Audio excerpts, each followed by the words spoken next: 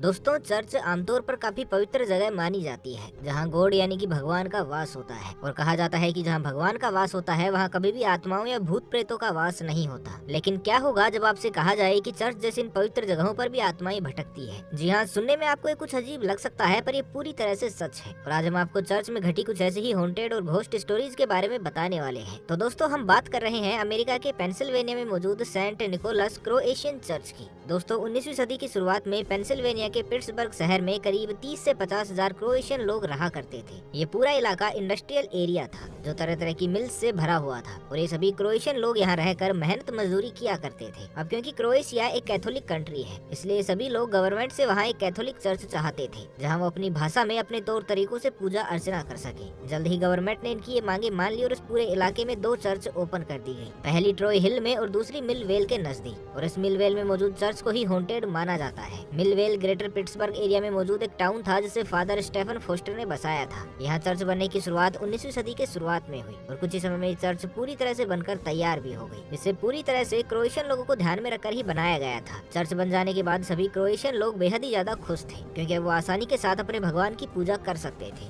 समय बीतता गया और सब सामान्य चल रहा था, लेकिन साल 1921 में इस चर्च में अज्ञात कारणों के चलते आग लग गई और चर्च का ज्यादातर हिस्सा आग की चपेट में आ जाने के चलते पूरी तरह से बर्बाद हो गया। इसके बाद साल 1922 में इसके रिकंस्ट्रक्शन का काम शुरू किया गया। चर्च के ज्यादातर हिस्सों को दोबारा बनाया गया था। जब चर्च फिर से बनकर तैयार हो गया तो साल 1937 में फादर जैगर ने इसको पेंट करने का काम मैक्सो वानका नाम के एक शख्स को सौंप दिया। मैक्सो वानका का पूरा नाम मक्सिमिलियन वानका था, लेकिन उसके दोस्तों ने प्यार से मैक्सो ही कहकर बुलाते थे। वानका काफी अच्छे और पॉपुलर पेंटर भी थे। उनके द्वारा बनाए गए स्केच और पेंटिंग का मुरीद होकर ही चर्च के फादर जैगर ने उन्हें इस चर्च को पेंट करने का जिम्मा दिया था। वानका रात के समय में चर्च को पेंट करने का काम किया करते थे, क्योंकि रात के समय में चर्च का माहौल पूरी तरह से शांत होता था और न ही वहाँ पर कोई लोग होते थे जो उन्हें डिस्टर्ब कर सके। लेकिन पेंट का काम शुरू करने के चौथे दिन जब वानका अपने काम में पूरी तरह से मशगूल थे, तो उन्हें सफेद कपड़ों में कोई चर्च में घूमता हुआ दिखाई दिया। वानका को लगा कि ये शायद फादर ही होंगे जो कि चर्च में घूम रहे होंगे, इसलिए उस समय वानका बिना कुछ कहे अपने काम में लगे रहे। अगले दिन जब वानका फिर से अपने काम को कर रहे थे तो फिर से उन्हें कोई परछाई दिखाई दी। जब उन्होंने ध्यान से देखा तो फिर से कोई शख्स उन्हें सफेद कपड़ों में घूमता हुआ दिखाई दिया, पर इस बार भी वानका ने उन पर कोई ज्यादा ध्यान नहीं दिया। उसे लगा कि शायद फादर जागर उनके द्वारा किए गए पेंट का निरीक्षण कर रहे होंगे। लेकिन इसके बाद हर दिन वानका के साथ यही घटना होने लगी। सफेद कपड़े पहना हुआ वो शख्स चर्च के हर कोने में उसे नजर आने लगा और जब वानका उसे कुछ बातचीत करने में कोशिश करते तो वो बिना कुछ बोले वहाँ से गायब हो जाता। इन सब से परेशान होकर वानका ने एक दिन फादर जैगर से पूछ लिया कि क्या दिन में उनके लिए पूजा का समय कम पड़ जाता था, जो कि वो रात में भी चर्च में घूमते रहते हैं, या फिर उन्हें नींद में चलने की आदत है। वानका की इस बात को सुनकर फादर जैगर पूरी तरह से चौंक जाते हैं। उन्होंने वानका से कहा कि वो रात को काफी जल्दी सो जाते हैं और एक बार सो जाने के बाद फिर वो सुबह ही उठते हैं। फादर का जवाब सुनकर वानका ने कहा कि ठीक है, अगर आप नहीं उठते हैं रात को तो फिर वो कौन है जो रात भर इस चर्च में घूमता रहता है। वानका की बातों को सुनकर फादर पूरी तरह से सकते में आ गए, क्योंकि इससे पहले भी उन्हें कुछ लोगों द्वारा ये कहा गया था कि उन्होंने चर्च में अक्सर रात में किसी को घूमते हुए देखा है। लेकिन इससे पहले फादर ने कभी भी उन लोगों की बातों को सीरियसली नहीं लिया था। पर वानका के द्वारा कहे जाने के बाद फादर को विश्वास हो गया था कि यहाँ कोई न कोई आत्मा तो जरूर मौजूद है। इसके बाद फादर ने वानका से कहा कि ठीक है, आज रात को उनके साथ ही रहेंगे और देखेंगे कि रात को घूमने वाला वो शख्स कौन है। रात को जब वानका पेंट कर रहे थे तो फादर भी उनके साथ ही मौजूद थे। कुछ ही देर बाद उन्हें एक परछाई दिखाई दी और सफेद कपड़ों में कोई शख्स उन्हें अपनी ओर आता हुआ दिखाई दिया। वानका और फादर भी उस शख्स को पकड़ने के लिए उसकी तरफ भागे, लेकिन जैसे उस शख्स के पास पहुंचते हैं तो ये शख्स गायब हो जाता है। वानका और फादर दोनों काफी डरे हुए थे। अगली रात को जब वानका फिर से अपने काम में लगे हुए थे तो किसी ने आकर उनकी लैंप की लाइट्स को बुझा दिया, जिसे देखकर एक बार के लिए तो वानका भी पूरी तरह से डर गए थे। उन्होंने अपने पास में रखी कैंडल्स को जलाया, लेकिन जलाने के साथ ही वो बुझ जाती थी। इसके बाद फादर जैगर के रूम के गेट पर भी नॉक करने की आवाजें आने लगी। चर्च में तेज आवाज में म्यूजिक बजने लगा। ये सब देखकर फादर और वानका दोनों समझ गए थे कि ये सब वही सफेद कपड़े पहने हुए शख्स की आत्मा कर रही है। इसके बाद उन्होंने उस शख्स से कहा कि आप जो भी हैं, अगर आपको हमसे कोई शिकायत है तो हमसे आकर आप बात करें। अगर वो इसी तरह से उन्हें परेशान करते रहेंगे तो भगवान इसके लिए उन्हें कभी भी माफ नहीं करेंगे और उनकी आत्मा हमेशा ऐसे ही भटकती रहेगी। फादर और वानका दोनों की बातें सुनकर उस शख्स की आत्मा उनके सामने आ जाती है, जिसे देखकर फादर जैगर पूरी तरह से चौंक गए। दरअसल ये आत्मा एक फादर की ही थी, जो काफी समय पहले इस चर्च में एक प्रीस्ट थे। इस प्रीस्ट का स्वभाव काफी बेकार था और हमेशा ही लोगों को इससे शिकायतें बनी रहती थी। इसके सामने आने के बाद फादर और वानका ने इस प्रीस्ट की आत्मा से कहा कि आखिर उन्हें परेशान क्यों करता है। इसके जवाब में उस आत्मा ने कहा कि उसे लोगों को परेशान करने में मजा आता है और इसलिए ही वो ये सब करता है। इसके बाद फादर जैगर और वानका दोनों ही उस प्रीस्ट की आत्मा को समझाते हैं कि वो जो कुछ भी कर रहे हैं वो काफी गलत कर रहे हैं। लोगों को परेशान करने की जो गलती उन्होंने सारी जिंदगी की है, मरने के बाद भी वो उसे ही दोहरा रहे हैं और अगर वो ऐसा ही करते रहे तो उसके लिए भगवान उसे कभी भी माफ नहीं करेंगे। वानका ने उनसे कहा कि वो ये सब कुछ छोड़ दें। अगर वो ऐसा करेंगे तो भगवान भी उन्हें माफ माफ कर देंगे और वो दोनों भी उनकी आत्मा की मुक्ति के लिए भगवान से प्रे करेंगे। फादर और वानका की बातों को सुनकर उस प्रीस्ट की आत्मा काफी ज्यादा भावुक हो गई और उसने उनसे वादा किया कि वो आज के बाद किसी को भी परेशान नहीं करेगा और उस चर्च को हमेशा हमेशा के लिए छोड़कर चला जाएगा। उस दिन के बाद से वानका और फादर को कभी भी चर्च में किसी भी तरह की कोई आवाजें सुनाई नहीं थी और न ही उन्हें कोई दिखाई दिया। इसके बाद अगले कुछ ही दिन में वानका ने अपना काम खत्म कर दिया और वहाँ से चले गए। वहाँ से जाने के बाद वानका ने पूरी घटना लुइस एडामिक नाम के अपने एक दोस्त को बताई, जिस पर बाद में लुइस एडामिक ने माई फ्रेंड मैक्सो वानका नाम की एक बुक लिखी ताकि सारी दुनिया को वानका के साथ घटे उस हॉन्टेड इंसिडेंट के बारे में पता लग सके। इसी के साथ वो पूरी दुनिया को ये भी बताना चाहते थे कि आत्माएं भी हमारे जैसी ही होती है। अगर हम इनके साथ सही व्यवहार करते हैं तो ये भी हमें परेशान करना बंद कर सकती है।